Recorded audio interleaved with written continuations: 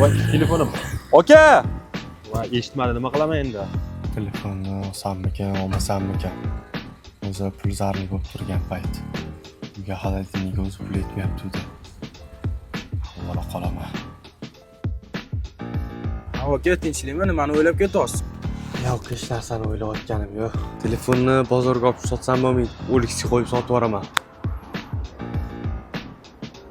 Tak, shu telefon men telefonim modeldan ekan, arzonroq ekan. Shunga telefon olib ko'ring-chi. Yo'q, hali aka, telefon sotilgani yo'q. Ma'qul kelsa ko'rishib berib yuboraman, aka. Aka, telefon точно o'ziznikimi? Ha, o'zimniki aka telefon. Nega unaqa deyapsiz? Aka, noto'g'ri tushunmang. Ertalab mashinada unutib qoldirgandim. Meni telefonimga o'xshagan. Agar olgan bo'lsangiz, men rozi qilaman. To'g'risini aytavering. To'g'risini aytadigan bo'lsam, aka, ertalab mashinada topib qoldim. Pul zarligi uchun sotib yubormoqchi edim.